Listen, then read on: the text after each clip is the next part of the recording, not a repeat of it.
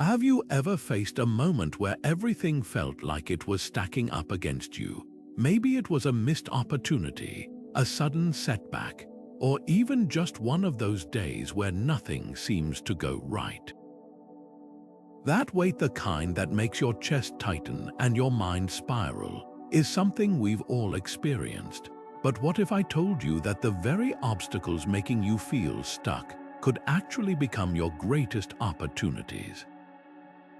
That's not just wishful thinking. It's a practice rooted in ancient wisdom, one that's been tested for centuries: Stoicism.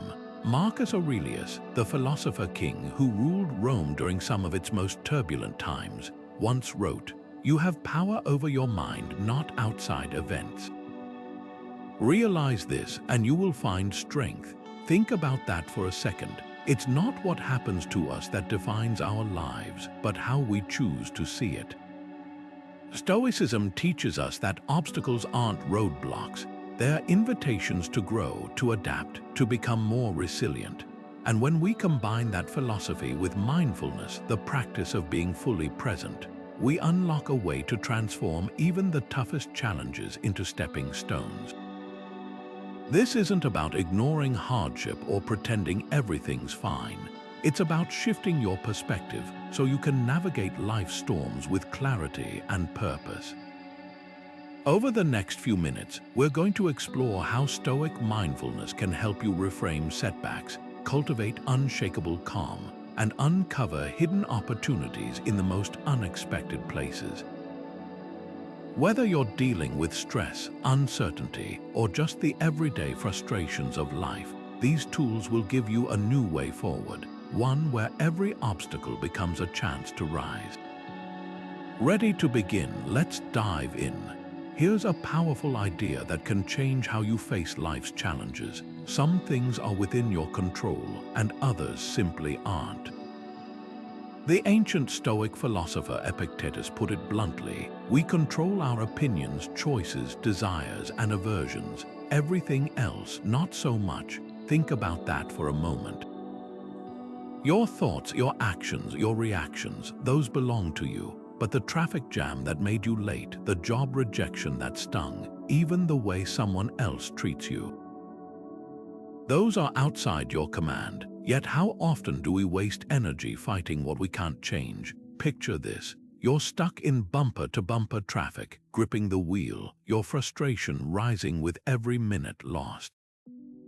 You can't magically clear the road, but you can choose whether that frustration ruins your morning. That's the dichotomy of control in action. The Stoics weren't saying to ignore life's difficulties. They were urging us to invest our energy wisely. When we obsess over things we can't influence, we drain ourselves. But when we focus on what we can shape, our attitude, our effort, our next move, we reclaim our power. Epictetus put it this way: happiness and freedom begin with understanding one principle. Some things are within our control, and some things are not. So here's a challenge for you. Grab a piece of paper and jot down 3 things that recently stressed you out. Now, beside each one, ask, was this within my control? If not, how did reacting to it help or hurt? You might notice a pattern. The more we fixate on the uncontrollable, the smaller we feel. But when we redirect that energy toward our own choices, suddenly obstacles feel less like walls and more like puzzles to solve. This isn't about passive acceptance, it's about strategic focus. Imagine 2 people facing the same setback, a project falling through. One spirals into blame and what-ifs.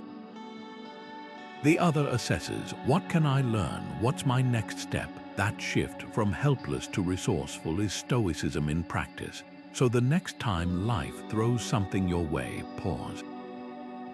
Ask yourself, is this mine to fix? If not, let it pass like weather. If it is, act with clarity. That's how obstacles stop being barriers and start becoming tools. There's a profound idea in Stoicism that doesn't just ask us to accept life's twists and turns. It urges us to love them. It's called amor fati, Latin for love of fate. This isn't about gritting your teeth and enduring hardship. It's about embracing every moment, even the painful ones, as if you'd chosen them yourself. Centuries after the Stoics, the philosopher Friedrich Nietzsche echoed this sentiment, writing, "My formula for greatness in a human being is amor fati, that one wants nothing to be different, not forward, not backward, not in all eternity." Think about the weight of that, to look at your life, every stumble, every detour, and say, this too is part of my story. I wouldn't erase it. Seneca, the Stoic thinker who faced exile, financial ruin, and eventual execution, put it bluntly, what need is there to weep over parts of life? The whole of it calls for tears, but here's the twist: he wasn't advocating despair. He was pointing to a radical shift in perspective. Adversity isn't an interruption of your path, it is the path. Take Thomas Edison, whose lab burned to the ground in 1914, destroying years of work. Reporters found him watching the flames, calm amid the chaos. "All our mistakes are burned up," he said. "Now we can start fresh." Within weeks, he'd rebuilt, and within months, his team made breakthroughs that shaped modern technology. The fire wasn't a tragedy to him, it was a catalyst. So here's a question to sit with. What's one recent setback you've faced that feels like a roadblock? Maybe a missed promotion, a failed project, or a relationship that didn't work out.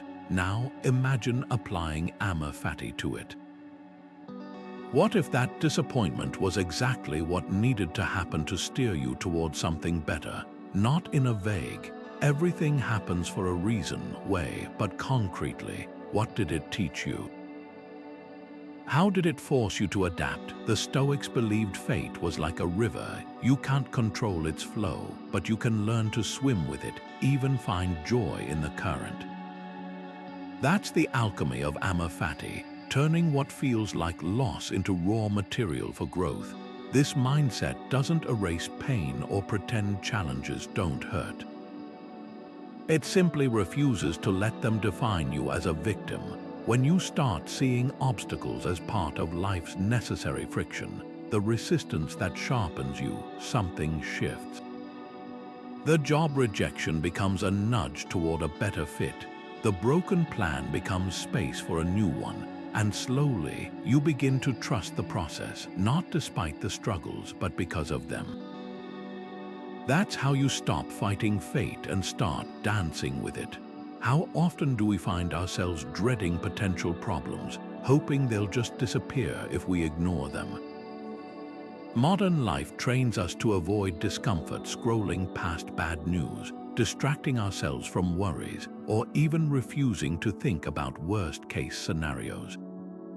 But the Stoics took the opposite approach with a practice called Premeditatio Malorum, the premeditation of evils. This isn't about pessimism or fear-mongering. It's about mental rehearsal, training yourself to face adversity with clarity long before it arrives. Seneca put it starkly: he robs present ills of their power who has perceived their coming in advance. Imagine you have a tough conversation looming, maybe asking for a raise, addressing a conflict, or delivering bad news. Your instinct might be to avoid thinking about it until the last minute, hoping courage will magically appear. But what if instead you sat down and mentally walked through every possible outcome, not to dwell on fear but to prepare? Picture the other person's reactions, anger, deflection, even silence. Now ask, how would my calmest, most grounded self respond? That's Premeditatio Malorum in action. You're not predicting doom, you're building resilience by stripping the unknown of its power. The Stoics weren't just theorizing, they lived this. Seneca, who navigated the treacherous politics of ancient Rome, wrote, "The man who has anticipated the coming of troubles takes away their power when they arrive." Think of it like a fire drill. No one conducts drills expecting disaster. They do it so panic doesn't take over if smoke appears. When you premeditate challenges, you're doing the same for your mind. Here's a simple way to try it. Pick a situation you're anxious about. Close your eyes and visualize the worst realistic outcome. Now, mentally walk through how you'd handle it, not with emotion, but with deliberate action. Would you pause and breathe, adjust your approach, seek help? This practice doesn't just reduce anxiety, it reveals your agency. Suddenly, the monster under the bed becomes a problem you've already solved in your mind. That shift from dread to readiness is how obstacles lose their edge and become opportunities to practice wisdom. The next time fear tries to steer you away from thinking about a challenge, lean in. Ask yourself, what's the worst that could happen and how would I rise to meet it? That's the Stoic secret, not avoiding storms, but learning to sail through them with a steady hand. There's a reason Ryan Holiday's book, The Obstacle is the Way, resonates so deeply. It captures a truth we often forget in the moment of struggle. What stands in our path becomes the path. Marcus Aurelius, who ruled an empire while battling chronic illness and political betrayals, wrote, "The impediment to action advances action. What stands in the way becomes the way."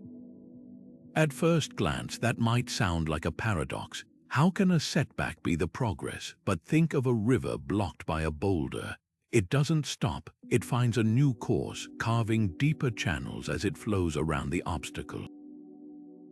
That's the essence of Stoic resilience, not just overcoming barriers, but letting them reshape you into someone stronger, wiser, more adaptable. Take the story of a professional athlete who suffers a career-threatening injury.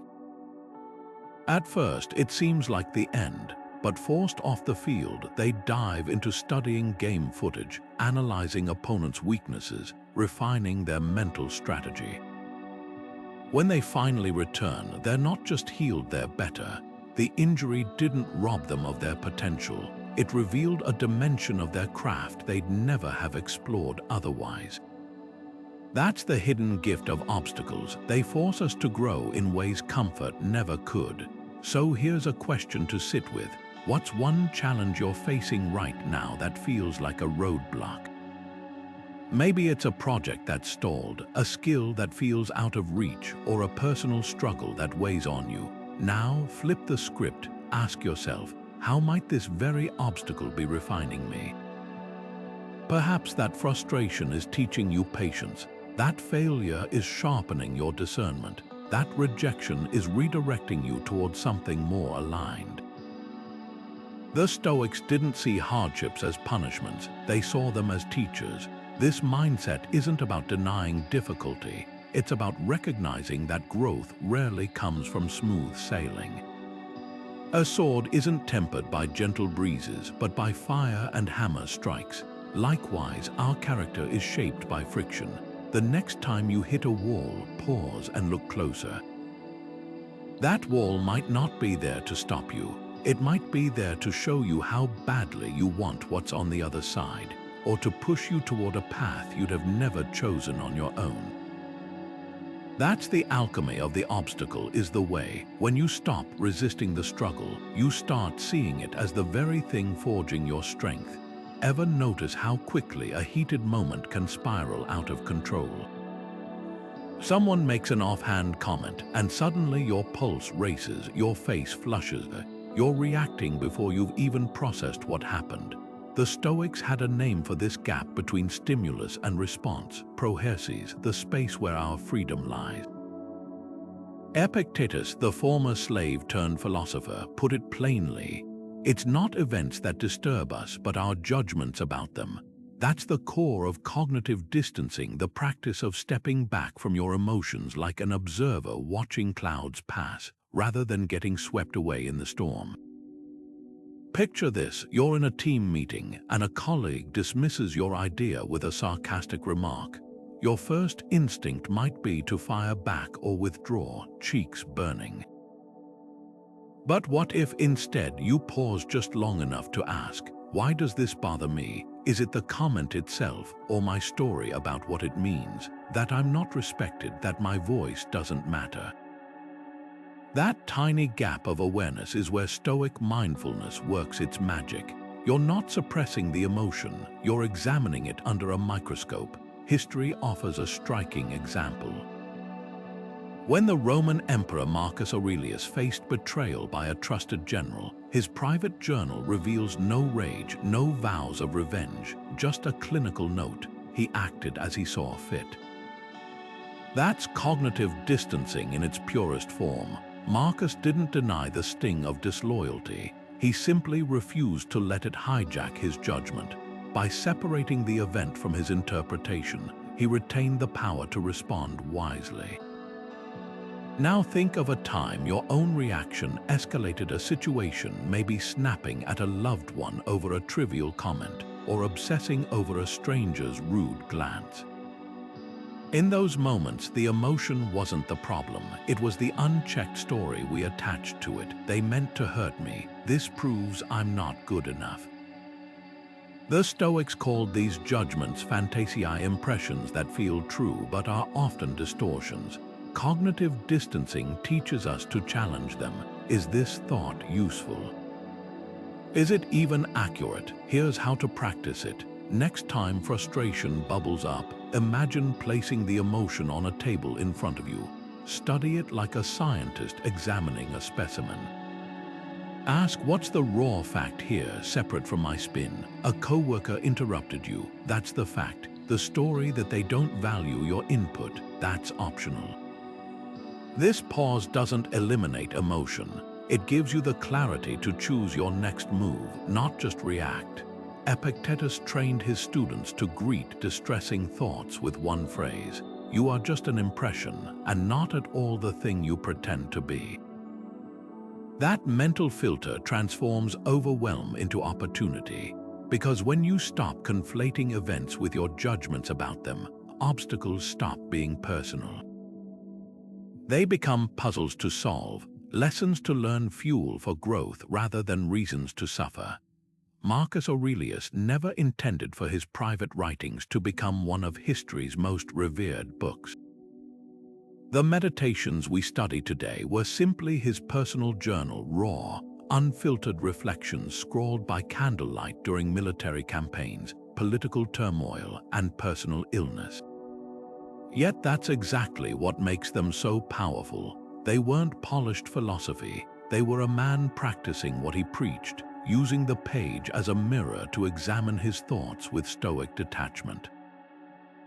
"You have a mind," he wrote. "Yes, well then, why not use it?" That's the essence of stoic journaling, not just recording events but interrogating them.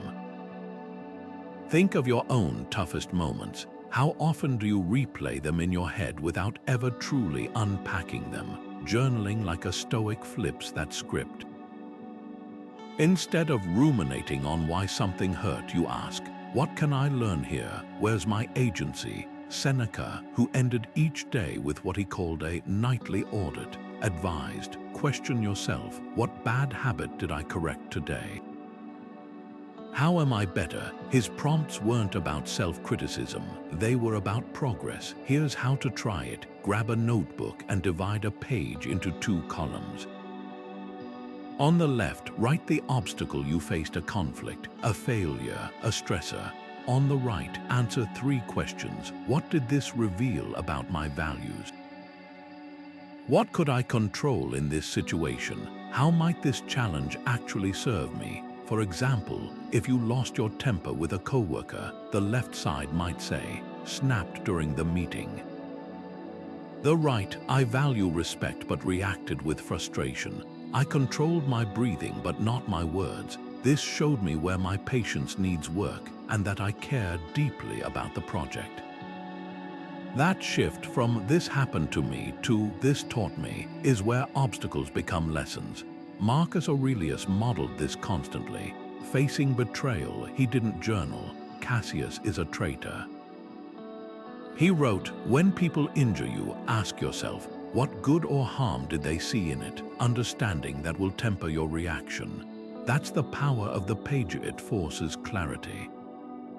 Emotions fade, ink stays. You start seeing patterns. Maybe you're quick to blame external factors, or you consistently underestimate your resilience.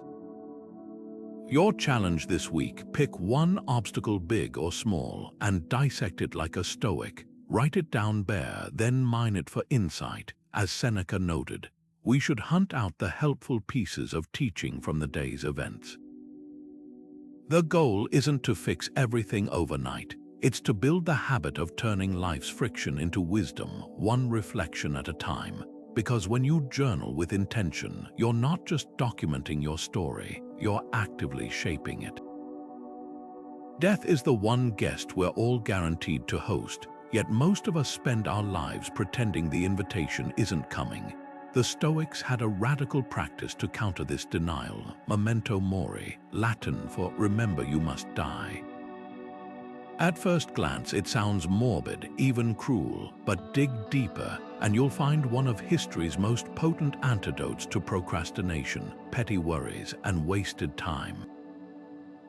Marcus Aurelius wrote, "You could leave life right now. Let that determine what you do and say and think, not as a threat but as a clarifier." Imagine holding an hourglass where the sand drains faster each day, not to paralyze you but to focus you. Modern culture treats death like a taboo, something to delay with diets, workouts, and skincare routines. Yet paradoxically, ignoring mortality often leaves us living smaller lives. We postpone hard conversations, mute our passions for practicality, or tolerate mediocrity because someday feels infinite. Contrast that with how Marcus ruled Rome despite storms of war and illness. He wrote, "It is not death that a man should fear, but he should fear never beginning to live." That's the heart of Memento Mori. Death isn't the enemy of a meaningful life, it's the compass. Think of a project you've been putting off, a book you want to write, a skill you'd love to master, a relationship you've neglected to mend. Now ask, if you had just 30 days left, would those excuses still hold power? The urgency we fabricate for trivial things, deadlines, social media, busy work evaporates when mortality whispers in our ear. What remains are the things that actually matter: creating, connecting, contributing. Steve Jobs echoed this Stoic truth in his famous Stanford speech. "Remembering that I'll be dead soon is the most important tool I've ever encountered to help me make the big choices in life." This isn't about grim countdowns, it's about liberation. When journalist Christopher Hitchens received his terminal cancer diagnosis, he noted how absurd it was that it took a death sentence to make him truly appreciate sunsets, laughter, and idle time with loved ones. The Stoics argued we shouldn't wait for such a wake-up call. Seneca wrote, "You act like mortals in all that you fear, and like immortals in all that you desire." We hoard time as if we're immune to its passing, then wonder why we feel adrift. Here's an exercise tonight before bed. Write down 3 things you'd prioritize if this month were your last. Not bucket list fantasies, but realignments: calling the estranged sibling, starting the venture, finally forgiving yourself. Tomorrow, act as if that list is your compass. Notice how pettiness loses its grip when time feels precious. That's Memento Mori in practice, not a morbid end, but a vibrant beginning. As Marcus reminded himself each dawn, you don't have time to waste on the illusion that you have time. The sand is falling. What will you do with what remains? What if the key to appreciating what you have wasn't gaining more, but consciously imagining losing it? The Stoics practiced a technique called negative visualization, and it's as counterintuitive as it is powerful. Seneca, who witnessed fortunes made and lost in the chaos of ancient Rome, wrote, "Whatever you've been given, consider it on loan." Even your dearest possessions, your home, your health, the people you love, are merely temporary leases. At first, that might sound bleak, but here's the twist. By mentally rehearsing loss, we don't breed fear, we uncover gratitude hiding in plain sight. Try this experiment. Unplug for a weekend. No phone, no screens, no distractions. Notice how, by the second day, ordinary things start shimmering with new significance. The taste of your morning coffee, the sound of laughter from another room, the weight of a book in your hands. That's negative visualization in action. You didn't actually lose technology, you simulated its absence to rediscover its value. The Stoics argued this isn't just an exercise, it's armor against taking life for granted. Think of parents who have endured a child's illness or survivors of natural disasters. They often speak of a strange silver lining. Hardship scrubbed away the fog of routine, leaving behind a crystalline appreciation for things they'd stopped seeing: warm beds, shared meals, even the mundane gift of a pain-free day. Negative visualization offers that clarity without the trauma. It's like inoculating yourself against complacency by gently reminding your brain, this isn't guaranteed. So don't wait for a crisis to cherish it. Seneca took this further, advising his students to periodically fast from comfort, sleep on the floor, wear simple clothes, eat plain food. Not to punish themselves, but to recalibrate. Set aside a certain number of days, he wrote, where you'll be content with the scantiest and cheapest fare. Why? Because luxury loses its meaning when it's constant. But when you voluntarily step into discomfort, even briefly, you return to your normal life with the eyes of someone who's just gotten it back. So here's your challenge. Pick one thing you rely on daily: electricity, running water, a working car, and spend a day truly noticing it. Every time you flip a switch or turn a faucet, pause. Imagine life without it. How would you adapt? What would you miss? This isn't about inducing anxiety. It's about awakening to the miracles we've normalized. Because when we stop assuming the world owes us comfort, we start seeing every ordinary moment as the extraordinary gift it is. Failure isn't just inevitable, it's necessary. That's a truth the Stoics understood long before modern entrepreneurs coined phrases like fail fast. Take Cato the Younger, the Roman statesman who spent his entire career losing political battles. While others compromised their principles to gain power, Cato stood firm even when it meant defeat after defeat. His contemporaries called him stubborn, but history remembers him differently, as a man who valued integrity over victory. When Julius Caesar finally seized control, Cato chose suicide over surrender. Extreme, perhaps, but his life makes one thing clear: failure doesn't define you. What you do with it does. Fast forward 2,000 years and Silicon Valley's fail fast, fail often mantra echoes the same Stoic wisdom.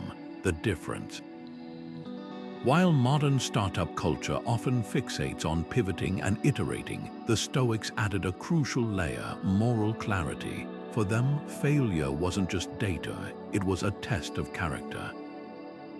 Imagine two entrepreneurs whose ventures collapse. One crumbles into self-pity, blaming the market or bad luck. The other audits the wreckage, asking, where did I misjudge? What strengths did this reveal? That Stoic resilience. It's not about glossing over setbacks with toxic positivity. It's about mining them for truth. Consider Edison's famous line about inventing the light bulb. I didn't fail 10,000 times. I found 10,000 ways that didn't work. That's Stoicism in action, reframing failure as rigorous research. Or take J.K. Rowling, whose Harry Potter manuscript was rejected 12 times before finding a publisher. Years later, she called that period the ultimate liberation. Why? Because hitting rock bottom taught her what really mattered: the work itself, not external validation. So here's a challenge. Think of a failure that once felt catastrophic. Maybe a bombed job interview, a rejected proposal, or a project that flopped. Now ask yourself, what did this reveal about my resilience, my adaptability? My priorities. The Stoics believed every setback carries an invitation, not just to try again, but to evolve. Cato's defeats sharpened his commitment to justice. Edison's dead ends led him to breakthroughs. Your past stumbles, they're not roadblocks. They're the rough drafts of your next victory. Failure is only fatal when we stop learning from it.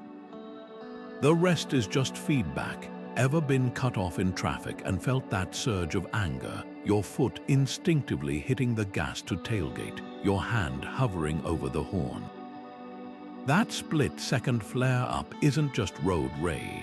It's a window into one of Stoicism's most practical lessons, the difference between reaction and response.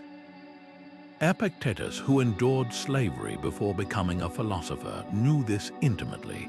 Between stimulus and response, he taught, there is a space. In that space is our power to choose. Most of us live unaware of that gap, mistaking our automatic reactions for the only possible course of action. But what if you could widen that space just for 10 seconds and change everything? Picture this, you're driving home after a long day when a car swerves into your lane without signaling. Your body tenses, your pulse spikes. That's biology. But what happens next isn't predetermined. You could lay on the horn, shout, even escalate to dangerous driving. Or you could take a breath and recall Epictetus's question, what's within my control here? Not the other driver's actions, but your own. That's the pivot point where reaction becomes response. Neuroscience backs this up. Studies show that the amygdala, the brain's alarm system, triggers anger in under 2 seconds. But the prefrontal cortex, the region responsible for rational choice, takes about 10 seconds to fully engage. Those 10 seconds are your Stoic superpower. History offers a striking contrast. When the Roman Emperor Hadrian faced a soldier drunkenly insulting him in public, he didn't order punishment. He simply walked away, later telling his aides, "If I cannot endure the words of a drunk, what kind of emperor am I?" Hadrian didn't suppress his irritation. He used it as a mirror to examine his own expectations. That's mindful response in action, not denying emotion, but refusing to let it dictate behavior. Here's your challenge. For the next 72 hours, practice inserting a 10-second pause before reacting to frustrations. Traffic, a rude comment, a spilled coffee, whatever triggers that heat behind your eyes. In that pause, ask 2 Stoic questions. Will this matter in a week? And what's the version of me I want to be here? You'll start noticing something profound. Most reactions are like fireworks, intense but fleeting. And when you stop feeding them with immediate action, they lose their grip. This isn't about becoming emotionless. It's about reclaiming agency. The next time someone pushes your buttons, imagine your anger as a barking dog. It doesn't need obedience, just acknowledgement. I see you, you might tell it, but I choose how we proceed. That tiny gap cultivated daily is where obstacles stop controlling you and start revealing who you're capable of becoming. Imagine 2 people standing before a judge, one wealthy, admired, but who cut corners to get there, the other penniless but unwavering in honesty, who's truly successful. The Stoics would answer without hesitation, the one who chose integrity. Their philosophy hinges on a radical idea, that virtue, not wealth or status, is the only real good. Marcus Aurelius called it the inner citadel, that unshakable core of character no external force can breach. He wrote, "Waste no more time arguing what a good person should be. Be one, not when it's convenient, not when it's rewarded, always." We live in a world that measures success by trophies, titles, and bank balances. But the Stoics saw this as a dangerous illusion. Take Seneca, who tutored the Emperor Nero, a man who had everything the world could offer, yet became a tyrant. Seneca watched power corrupt in real time, writing, "What difference does it make how much you have? What you do not have amounts to much more." He wasn't dismissing material comfort. He was exposing its emptiness without moral compass. A mansion means little if you've betrayed friends to get it. A promotion feels hollow if you've compromised your values to earn it. History offers a striking contrast. Consider Thomas More, the 16th century statesman who chose execution over endorsing a king's divorce. Facing the chopping block, his final words were, "I die the king's good servant, but God's first." Or the modern example of whistleblowers who risk careers to expose corruption. These aren't martyrs seeking praise, they're proof that some lines shouldn't be crossed, no matter the cost. The Stoic ideal isn't about perfection, it's about alignment. As Epictetus put it, first tell yourself what kind of person you want to be, then do what you have to do. Here's a question to sit with. When did doing the right thing last cost you something? Maybe you returned lost money when no one was watching, or spoke up in a meeting despite the political fallout. That moment, however small, is where Stoic virtue lies. Not in grand gestures, but in daily choices where character outweighs convenience. Because the irony is this: the more we chase external validation, the more elusive happiness becomes. But when we anchor ourselves to integrity, we build something no market crash or scandal can take away. Marcus Aurelius ruled the known world, yet his journal obsesses not over conquests, but over self-mastery. You have power over your mind, not outside events. Realize this, and you will find strength. That's the heart of virtue as the sole good. It's not that outcomes don't matter. It's that they matter far less than who we become in pursuing them. A life spent chasing approval is a life half-lived. But a life rooted in principle, that's a legacy no obstacle can erode. Ever catch yourself scrolling through social media, seeing someone's achievements flash by, and feeling that sharp twist in your gut? Envy gets a bad rap. We're taught to suppress it, to feel guilty for it. But the Stoics saw it differently. They recognized envy as a compass, pointing us toward what we truly value. Seneca put it bluntly: the things that make us envious are the very things we secretly aspire to. That's the key. Envy isn't a flaw to bury, it's a signal to decode.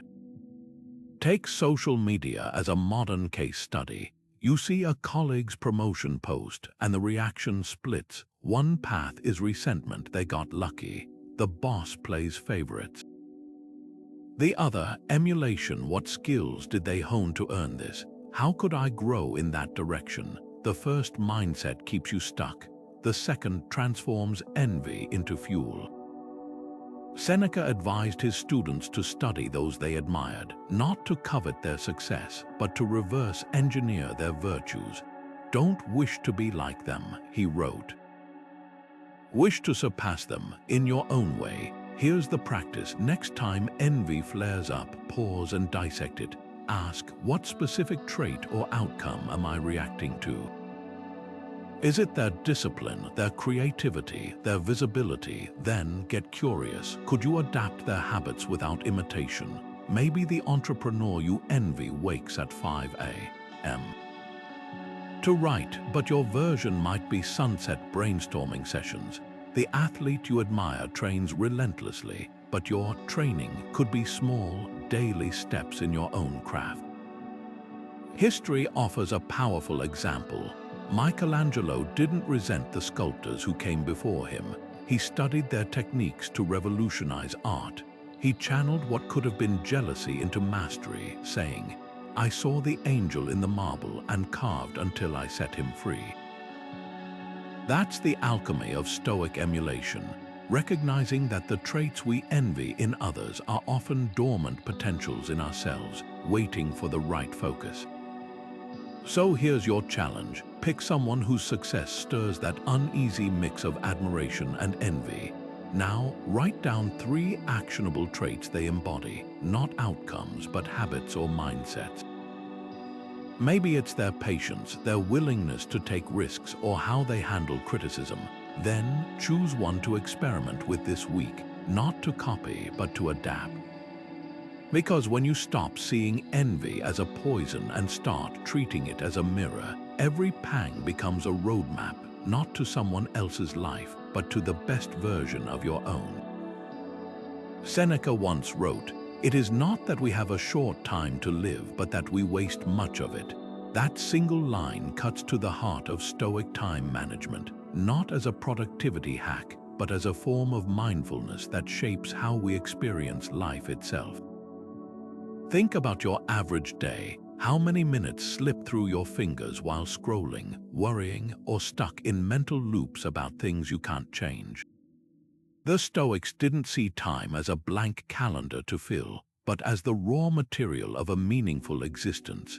Every hour spent on autopilot is an hour you'll never reclaim. Consider the modern paradox. We have more time-saving tools than any generation in history, yet we feel more starved for time than ever. The difference. Intentionality. Marcus Aurelius kept a journal not just to reflect, but to audit his attention. He'd ask, did I invest today in what truly matters, or did I let distractions dictate my hours? That's the practice we've lost, the daily reckoning with where our energy actually goes. Take a quick inventory of your last 24 hours. How much was spent on activities that align with your deepest values? How much evaporated into what Seneca called the nothingness of busyness, endless emails, trivial debates, passive consumption? The trap isn't leisure, it's unconscious living. Picture a farmer sowing seeds blindly, not caring what grows. That's what happens when we don't steward our time with purpose. Here's a challenge. List 3 recurring time wasters that silently drain your days. Maybe it's the 30 minutes lost to social media first thing in the morning, or the habitual complaining sessions with a coworker, or the indecision that stretches simple tasks into marathons. Now, imagine reclaiming even half that time for something nourishing: reading, creating, connecting with someone you love. The Stoics believed death's shadow wasn't meant to frighten us, but to focus us. As Seneca reminded his friend Lucilius, you're arranging what lies in fortune's control and abandoning what lies in yours. Time management, then, isn't about squeezing more from the clock. It's about aligning your minutes with your character. A Stoic doesn't ask, how can I do more, but what deserves my limited days? That shift from efficiency to meaning turns time from an enemy into an ally. Because when you stop living by default, you start living by design. Marcus Aurelius had a secret weapon for cutting through life's chaos, a mental exercise called the view from above. Picture this: you're stuck in a tense meeting, your boss just criticized your proposal, and your chest tightens as defensiveness rises. Now, imagine zooming out, like a satellite pulling back from a single building to reveal the entire city, then the continent, then the pale blue dot of Earth hanging in space.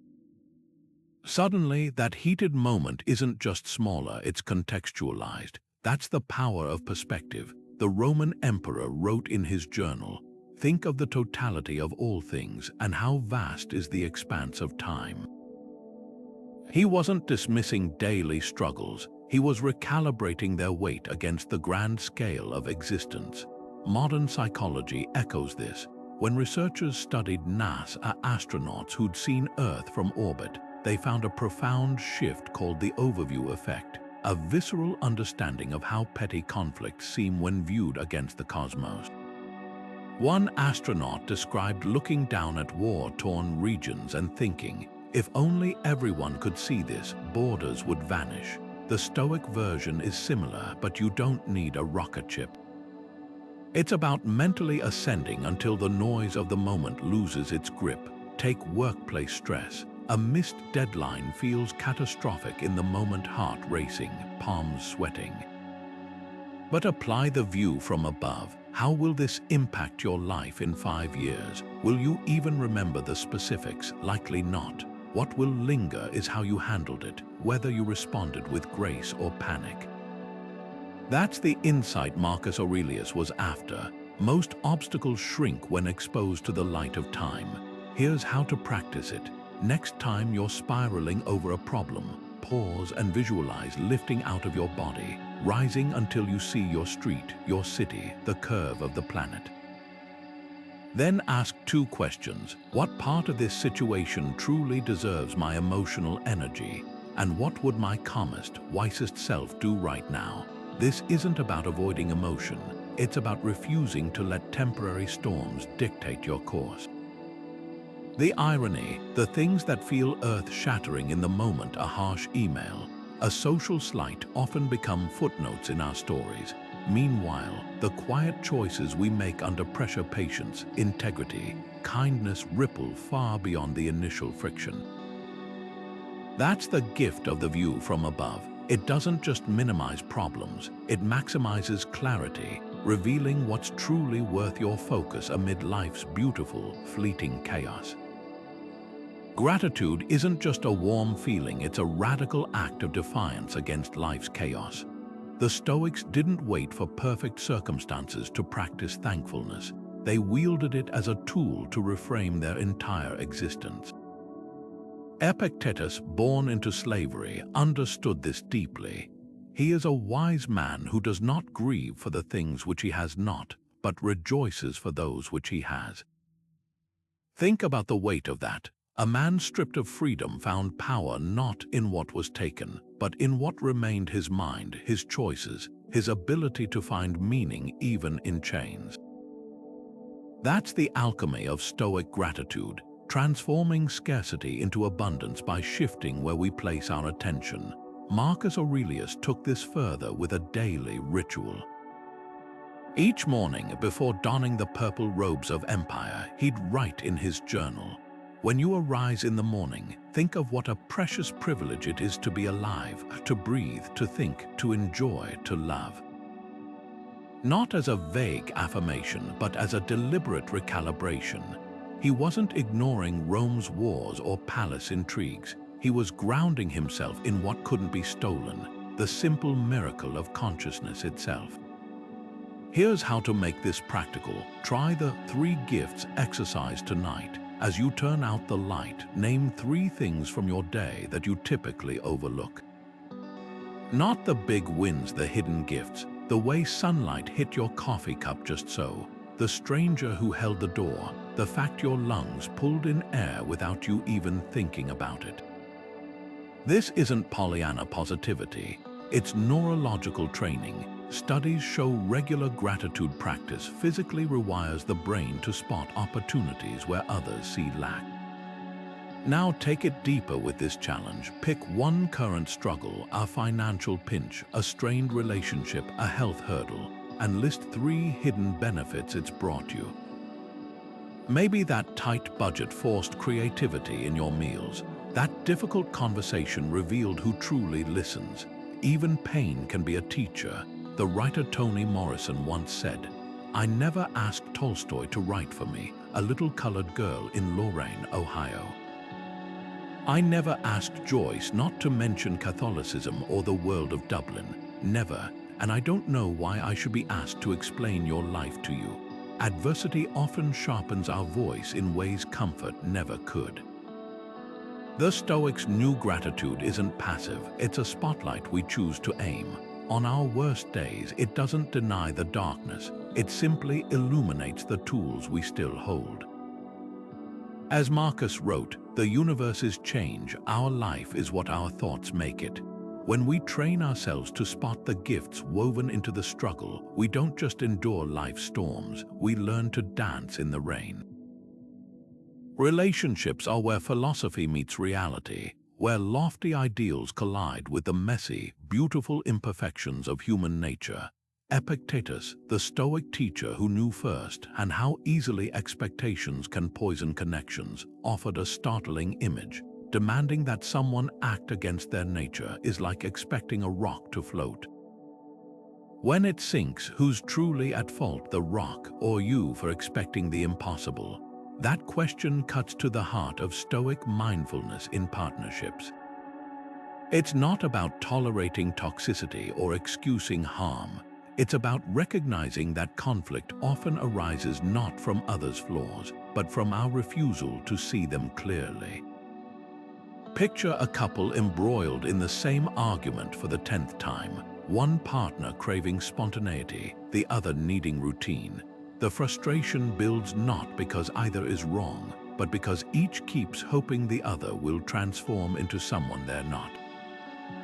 Stoicism invites us to shift that dynamic. Instead of resenting your partner for forgetting anniversaries, ask, is this a moral failing or simply how they're wired? Instead of nagging a friend who's chronically late, consider, is my irritation more about their behavior or my rigid attachment to punctuality? This isn't surrender, it's strategic acceptance. History offers a poignant example. When the Roman statesman Cato the Younger discovered his wife Marcia had fallen for his friend Hortensius, he didn't rage or plead. He recognized her feelings as part of her nature, not a betrayal, but a truth to be acknowledged. In an act that stunned Rome, he divorced her so she could marry Hortensius, maintaining close ties with both. Years later, after Hortensius's death, Cato remarried Marcia, their bond deepened by mutual respect for each other's autonomy. Extreme, perhaps, but it illustrates the Stoic ideal. Love people as they are, not as scripts you've written for them. Here's where mindfulness merges with philosophy. Next time someone's habit grates on you, a coworker's interruptions, a sibling's bluntness, pause. Ask Epictetus's rock question, am I demanding they float? Then try this reframe. What if that very flaw contains a hidden strength? Your distractible colleague might be the one who spots creative solutions others miss. Your painfully honest aunt could be the only person who tells you the truth you need to hear. So tonight, pick one relationship where friction lingers. Instead of rehearsing their mistakes, list 3 traits you genuinely admire about them, even if they're double-edged. That friend who's always late, also the one who drops everything when you're in crisis. The partner who forgets chores, the same person whose optimism lifts you on dark days. This practice doesn't erase boundaries or enable harm. It simply grounds your expectations in reality, freeing you to love people as they are, not as you wish they'd be. Because when we stop waiting for rocks to float, we start seeing the solid ground they actually provide. Pain cracks us open, but it's in those fractures that wisdom seeps in. Seneca, who endured debilitating asthma and political exile, wrote, "Difficulties strengthen the mind as labor does the body." He wasn't glorifying suffering, he was pointing to its hidden curriculum. Think of a muscle under tension during a workout. Those micro-tears aren't destruction, they are the blueprint for growth. Without resistance, there's no strength. The same applies to our emotional and mental resilience. Every hardship, every sting of disappointment or ache of loss is quietly sculpting your capacity to endure, adapt, and ultimately thrive. Consider the athlete pushing through the final miles of a marathon. The burning in their legs isn't a signal to quit, it's proof they're testing their limits. Or the musician whose fingers blister during hours of practice. Those raw spots will callous into the very toughness needed to play flawlessly. Pain, whether physical or emotional, operates on the same principle. It's data. It tells us where we're being challenged, where we need to focus, and if we're listening, how to evolve. The Stoics didn't preach masochism, they practiced discernment. As Seneca reminded his friend Lucilius, fire tests gold, adversity tests strong men. Here's the pivot. Pain becomes oppressive when we resist it, but transformative when we interrogate it. A breakup isn't just heartache, it's a masterclass in what you truly value in relationships. A career setback isn't merely frustration, it's a forced pivot toward skills you've neglected. Even physical pain, like chronic illness or injury, can teach patience, attentiveness, and gratitude for days when the body cooperates. The philosopher Nietzsche, though not a Stoic, echoed this when he wrote, "To live is to suffer, to survive is to find meaning in the suffering."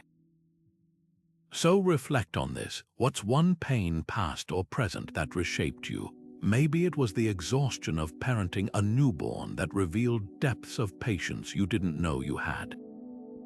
Or the grief of losing someone that sharpened your appreciation for fleeting moments. Even the daily grind of a job you've outgrown might be the friction needed to propel you toward something new.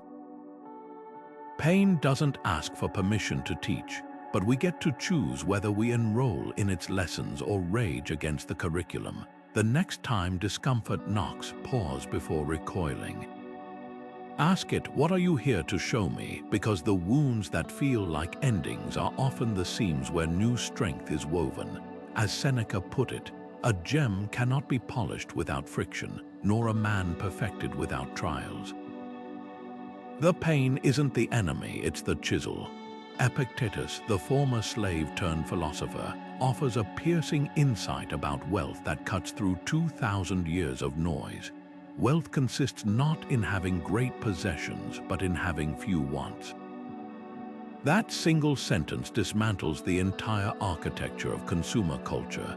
Think about the last time you scrolled through social media, eyes glazing over ads whispering you need this, the new gadget, the trendier outfit, the upgraded car. Now picture the opposite, a life where your sense of worth isn't tied to what you own, but to how lightly you travel. That's Stoic minimalism, not just decluttering your closet, but decluttering your soul. Consider the modern paradox. We own more than any generation in history, yet anxiety and overwhelm soar. Studies show the average American home contains 300,000 items, while storage unit rentals have skyrocketed. We're drowning in stuff, yet starving for space, both physical and mental. The Stoics anticipated this crisis centuries ago. Seneca, who advised the Emperor Nero, lived in stark contrast to his ruler's excess. He wrote, "It is not the man who has too little, but the man who craves more that is poor." That craving, the endless chase for the next purchase, isn't just exhausting. It's a distraction from the inner work that actually builds resilience. Here's the connection we often miss. Every unused gadget gathering dust, every unworn shirt crammed in your closet, every subscription you forgot to cancel. They're not just physical clutter. They're mental static. Each one whispers you should use me, or remember when you thought this would make you happy. Like open browser tabs in your brain, they drain focus from what truly matters. The Stoic solution isn't austerity for its own sake, but intentionality. Marcus Aurelius, ruler of Rome's vast empire, slept on a simple cot and wore plain robes. Why? Because luxury wasn't evil, it was just irrelevant to his mission. So here's a challenge. Walk through your home today and pick up 5 objects you haven't touched in a year. Hold each one and ask Epictetus's question. Does this serve my purpose or dilute it? That yoga mat collecting dust isn't just taking up floor space, it's a tiny monument to unmet expectations.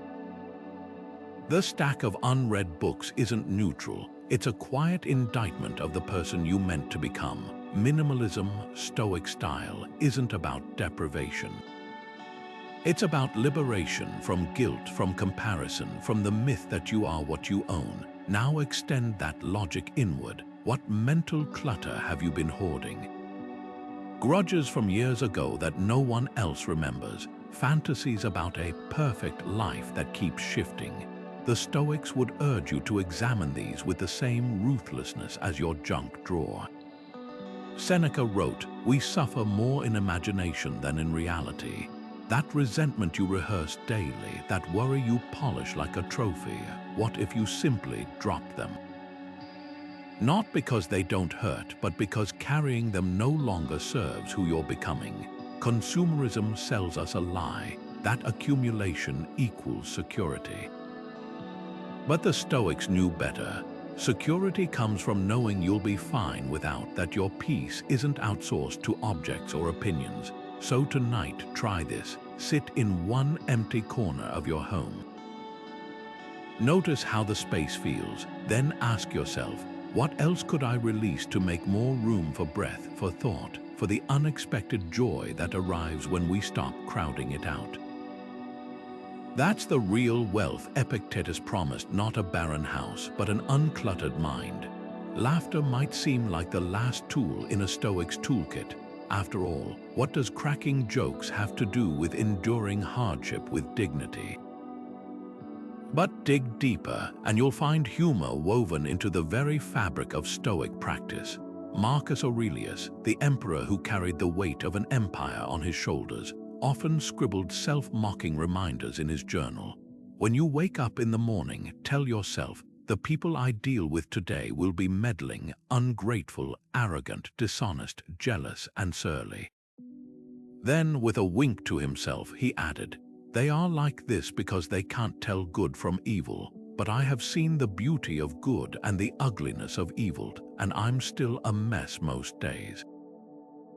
That's Stoic humor in a nutshell, not denying life's absurdity, but embracing it with a wry smile. Comedians understand this instinctively. Take Louis C.K.'s bit about existential dread. You're gonna die, that's the only thing that's for sure, and yet you still worry about your phone battery. It's not just a punchline, it's a masterclass in perspective. By exaggerating our trivial worries against the backdrop of life's big truths, humor becomes a pressure valve. It doesn't solve the problem, it shrinks it down to size. The Stoics would nod in approval. Seneca, no stranger to dark times, wrote, "We suffer more in imagination than in reality." What's comedy if not exposing that gap between what we fear and what actually happens? Here's the twist. Humor isn't about avoiding pain, it's about disarming it. When psychologist Viktor Frankl survived the Holocaust, he noted that those who retained even shreds of laughter in concentration camps often outlasted others. Not because they weren't suffering, but because they refused to let suffering define every moment. Frankl described two prisoners trading jokes about their grim rations. At least we're finally on a diet that works. That's not denial, it's defiance. So here's your challenge. Pick a current struggle, a looming deadline, a family tension, even a personal failure. Now, imagine explaining it to a friend in the most exaggerated, ridiculous way possible. Maybe your chaotic morning commute becomes an epic quest where traffic cones are your mortal enemies. That presentation you bombed, frame it as a sitcom episode. The time I forgot my own slides and the fire alarm went off. By stretching the scenario to absurdity, you're not minimizing the stress, you're revealing its temporary, surmountable nature.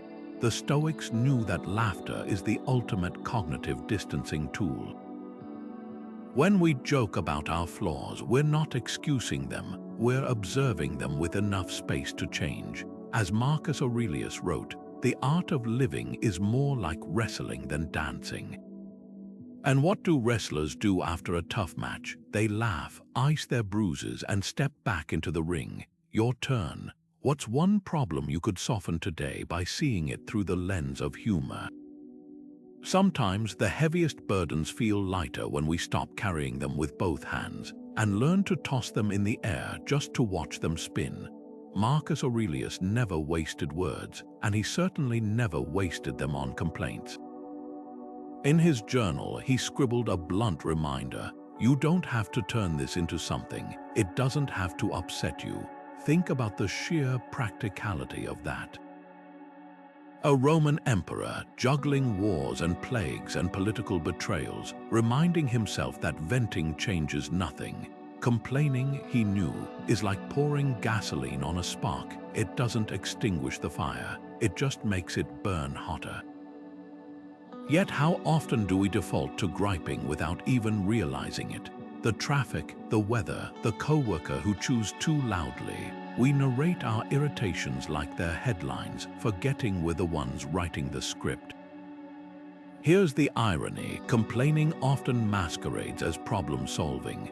We think we're processing when we rant about our boss or groan about chores, but studies show the opposite. Rehashing frustrations without action actually entrenches helplessness.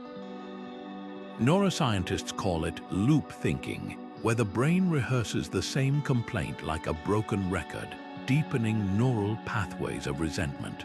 The Stoics proposed a radical alternative: silence the gripe or transform it into fuel.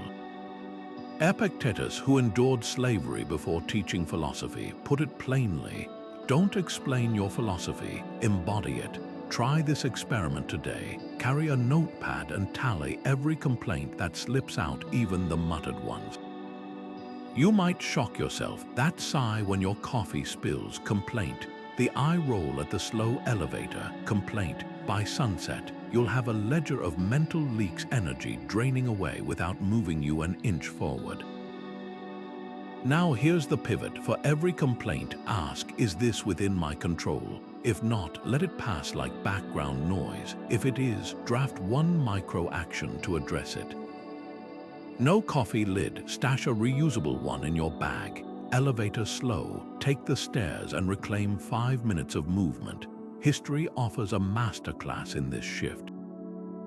When Abraham Lincoln's cabinet mocked his compassion toward political opponents, he didn't lecture them on morality. He handed them a challenge. Am I not destroying my enemies when I make them my friends? That's the art of non-complaint, turning irritation into strategy. Your coworker's loud chewing isn't just an annoyance. It's a cue to invest in noise-canceling headphones or schedule focused time elsewhere. The pile of laundry isn't a moral failure. It's a sign to simplify your wardrobe or try the 1-minute rule. If it takes less than 60 seconds, do it now. So here's your challenge. Pick one complaint from today's tally and weaponize it, not by venting but by acting. If you groaned about never having time to read, leave your phone in another room tonight and open a book for 10 minutes. If you lamented your cluttered inbox, unsubscribe from 5 newsletters before bed. Small, yes, but as Seneca noted, every new beginning comes from some other beginning's end. Each time you swap a gripe for a step forward, you're not just solving a problem, you're rewiring your brain to see obstacles as invitations. The Stoics didn't avoid discomfort, they mined it for gold. Next time you feel the itch to complain, hear Marcus whispering, the obstacle is the way. Then ask yourself, will my words add heat or light? Because silence isn't surrender, it's the space where solutions grow. The hour before sleep isn't just downtime, it's a sacred window where the mind either spirals or settles. Seneca saw this clearly 2,000 years ago when he wrote, "The mind must be given relaxation. It will rise improved and sharper after a good rest." But here's the catch: true rest doesn't happen by accident. It's cultivated like preparing soil for seeds. Picture your thoughts as guests at a party. If you let them shout over each other until the moment you close your eyes, they'll keep arguing long after the lights go out. That's why the Stoics didn't just stumble into bed, they transitioned. Consider the modern epidemic of nighttime anxiety, the way unresolved conversations, unfinished tasks, or vague worries hijack our pillow time. Seneca called these the phantoms of the mind, illusions that gain power in the dark. His remedy, a deliberate evening ritual. Examine your whole day. What did you neglect? What did you achieve? Not to judge, but to release. Imagine unloading a backpack of stones before a hike. That's what this practice does for your mind. Here's how to adapt it tonight. Set aside 10 minutes before bed. No screens, no distractions. Ask yourself 3 questions. What moment today made me feel most alive? Where did I act out of alignment with my values? What's one small win I can carry into tomorrow? This isn't a diary entry, it's a mental decluttering. You're not replaying the day to obsess, but to acknowledge and let go.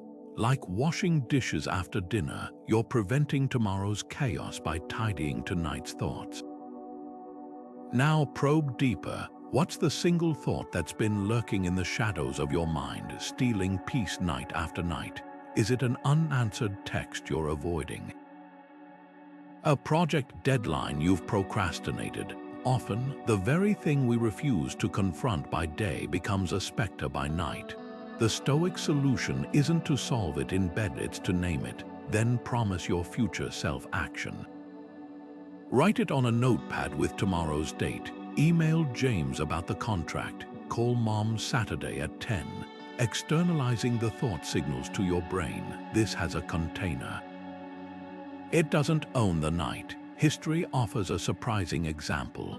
The Roman general Scipio Africanus, who defeated Hannibal, was known for his pre-sleep ritual. After battles, he'd walk through his camp, ensuring every soldier had what they needed. Only then would he retire, having discharged his duties so his mind could truly rest. You don't need an army to borrow this wisdom. Your camp might be the kitchen tidying the coffee mug, setting out tomorrow's notebook. These tiny acts of closure tell your nervous system all is accounted for. You may stand down, try this tonight, place a glass of water by your bed. Before drinking it in the morning, pause. That moment of anticipation, the coolness, the refreshment mirrors how a Stoic greets the day, not with frantic scrolling, but with presence. Because the quality of your waking hours begins with how you ended the last ones. Seneca put it best, as each day arises, welcome it as the very best day of all. But first, you must give yesterday permission to end.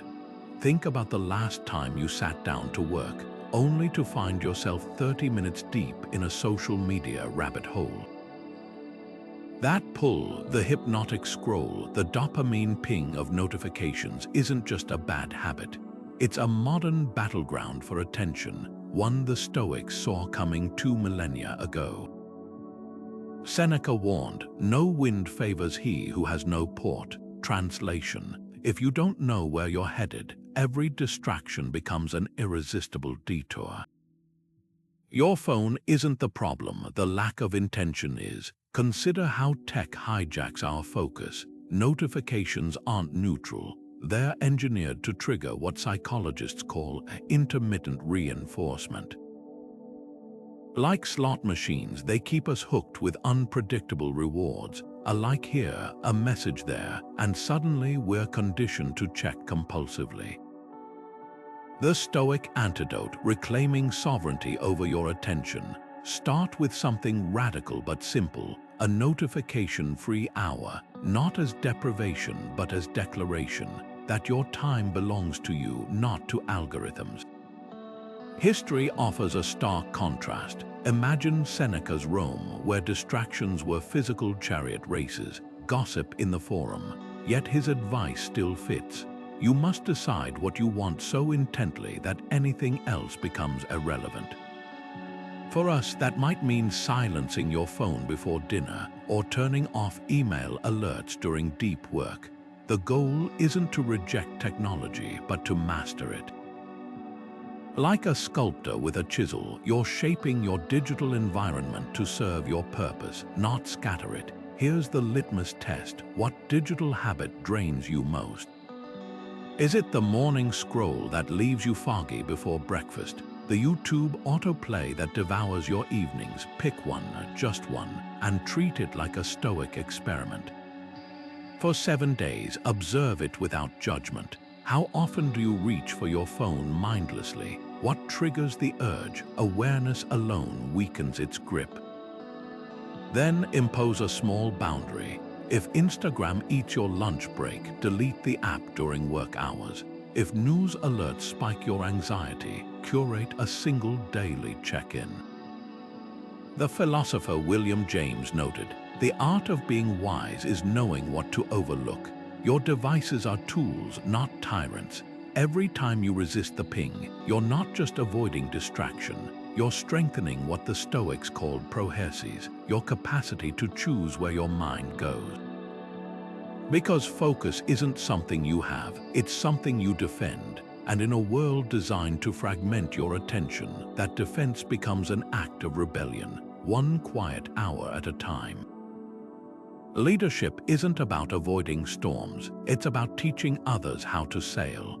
Marcus Aurelius, who steered Rome through wars and plagues, knew this intimately. He wrote, "Waste no more time arguing what a good leader should be one." That's the Stoic approach to leadership distilled. Obstacles aren't just personal tests, they're public classrooms. Every challenge you face as a leader is a chance to model how challenges should be faced with clarity, adaptability, and unwavering focus on what can be controlled. Consider the CEO who inherits a company in crisis, plummeting stocks, demoralized employees, and a media frenzy.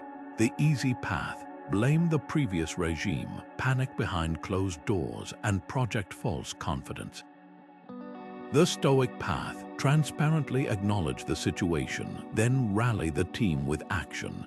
Take Howard Schultz's return to Starbucks in 2008.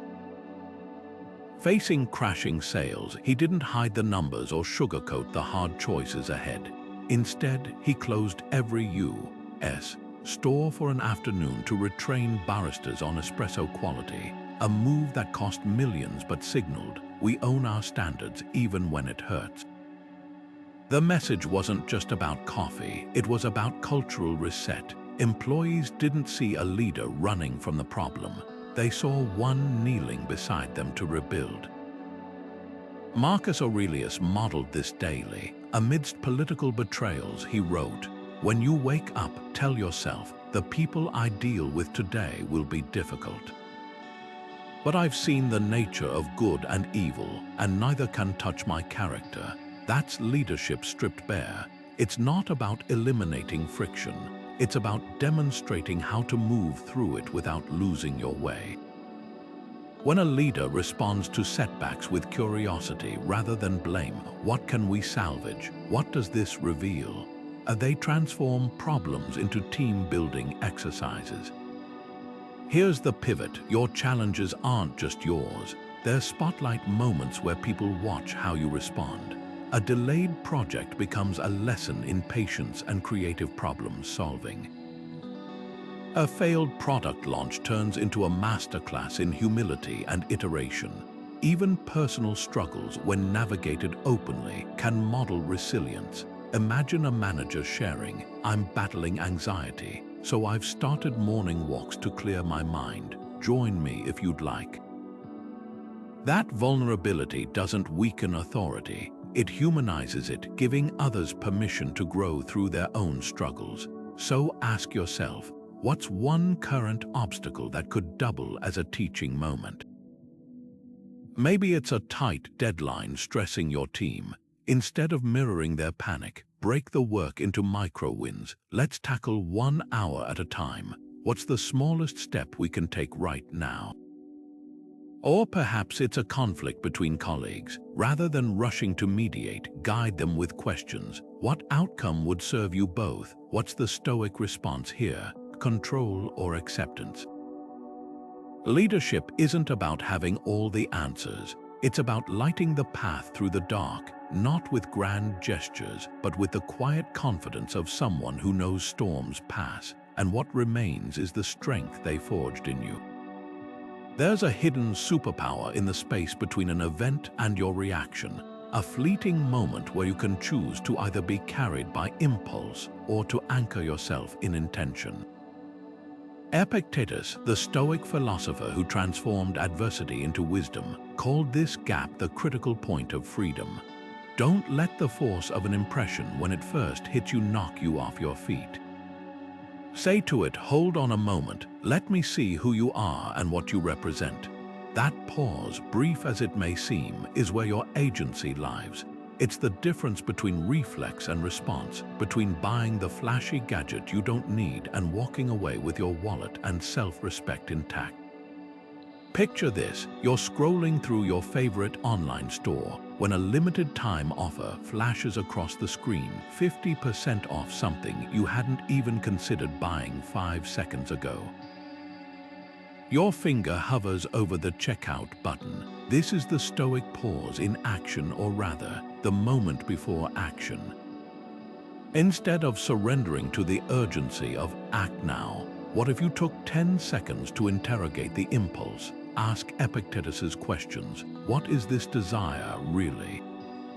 Is it a genuine need or a manufactured craving? You might realize the thrill isn't in owning the item but in the momentary high of the deal. That's the illusion dissolving under scrutiny. This practice isn't just about resisting consumer traps. It's about reclaiming sovereignty over your decisions, big and small. Consider the Roman general who, amid the chaos of battle, would deliberately remove his helmet to feel the wind on his face, a tactile reminder to step out of autopilot and reassess the battlefield with fresh eyes. Your modern battles might look different: a heated email thread, a passive-aggressive comment from a relative, but the principle remains: insert a pause and the game changes. The emotion doesn't disappear, but it loses the power to dictate your next move. Here's your challenge for the next 7 days. Implement one pause button moment daily. Start small. When your phone buzzes with a notification, don't reach for it immediately. Breathe. Ask, is this interruption worth fracturing my focus? At the supermarket, pause with an item in your cart and interrogate, am I buying this out of habit, hunger, or actual need? These micro-practices train your brain to disrupt autopilot. Like a muscle, the more you exercise that pause, the stronger it becomes, until one day, faced with a major decision, you'll find yourself naturally creating space between stimulus and action. The pause isn't passive, it's the quiet before the pivot, the breath before the breakthrough. Epictetus knew this when he taught, no one is master of another's governing principle. Your choices are yours alone. The world will keep hurling impressions at you, ads, opinions, demands, but in that sliver of silence between trigger and reaction, you'll find something rare and potent, the freedom to choose who you become next. Legacy isn't about statues or plaques. It's the invisible thread connecting who you are today to who you'll inspire tomorrow. Seneca, the Stoic tutor to emperors, framed it this way: live as if you were living already for the second time, and as if you had acted the first time as you are about to act now. That's legacy thinking, stepping outside the rush of the moment and asking, if someone learned how to face adversity by watching me, what would I teach them? Imagine your current struggle, the late nights, the setbacks, the grit, as a story being whispered to a future version of yourself. Would that younger you nod with respect or wince at the shortcuts taken? We live in a world addicted to quick wins, scrolling for dopamine hits, chasing viral moments, measuring success in likes and quarterly profits, but contrast that with the Stoic view of time. When Seneca advised his friend Lucilius to live for eternity, he wasn't talking about literal immortality. He meant building something that outlasts you, principles so sturdy they echo through generations. Think of a blacksmith teaching an apprentice. Every strike of the hammer isn't just shaping metal, it's modeling patience, precision, and pride in craft. Your choices today are those hammer strikes, shaping more than just your immediate future. Consider two entrepreneurs launching businesses. One obsesses over flashy headlines and rapid exits, cutting corners to impress investors. The other prioritizes ethical labor practices and sustainable growth, knowing profits might come slower. Fast forward a decade, the first burns out, leaving a trail of disgruntled employees. The second builds a company culture where new hires still hear stories about the founder who chose integrity over hype. Both faced struggles, but only one's struggles tell a story worth inheriting. Here's the pivot. Your challenges aren't just personal tests. They're chapters in a manual you're writing for unseen readers. Marcus Aurelius never intended his meditations for publication. He was journaling advice to his future self. Yet 2,000 years later, soldiers and CEOs still clutch his words in crises. That's the power of legacy thinking. When you choose patience in frustration, generosity in scarcity, or courage in fear, you're not just solving a problem, you're etching a blueprint for someone who will face their own version someday. So tonight, ask yourself, if my struggles became a textbook, what would the highlights show? Not the victories themselves, but how you won them. The quiet discipline behind the promotion, the humility in the apology, the laughter in the face of failure. Because the Stoics knew a secret, eternity isn't measured in years, but in impact. However ordinary your day feels now, it's raw material for a legend only time will reveal. We've traveled through centuries of Stoic wisdom together, from the bustling streets of ancient Rome to the quiet corners of your own mind. And here's what remains true. Every obstacle you face, whether a missed deadline, a personal loss, or a moment of self-doubt, isn't just a hurdle. It's raw material. The Stoics handed us tools to sculpt that material into something stronger. The dichotomy of control, teaching us to invest energy only where we have sway. Amor fati, the radical embrace of fate as our co-author, and the transformative power of journaling, turning daily struggles into ink-stained lessons. These aren't abstract ideas, they're lifelines tested by emperors and slaves alike. Epictetus, who knew hardship as intimately as anyone, gave us perhaps the clearest lens. Difficulties show what men are.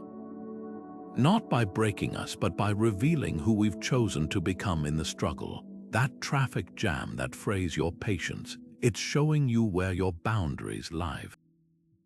The project that failed despite your effort, it's highlighting your capacity to pivot. Even the small irritations, the spilled coffee, the Wi-Fi outage, they're not interruptions of your life. They are your life, offering micro moments to practice resilience. Here's your invitation. Don't let these insights stay on the screen. Pick one Stoic tool to wield this week. Maybe it's pausing before reacting, asking, is this mine to control? Perhaps it's ending each day with 2 sentences in a notebook. What did today teach me? How will I use it tomorrow? Or it could be as simple as whispering amor fati when plans unravel, reminding yourself that detours often lead to better views. Growth isn't a grand gesture, it's the sum of small, deliberate choices. If this journey resonated with you, imagine what's still ahead. Hit subscribe, and let's keep building mindful resilience together. One obstacle, one insight, one transformed perspective at a time. Because the world doesn't need fewer challenges, it needs people who know how to alchemize them. And that, my friend, is a skill worth mastering.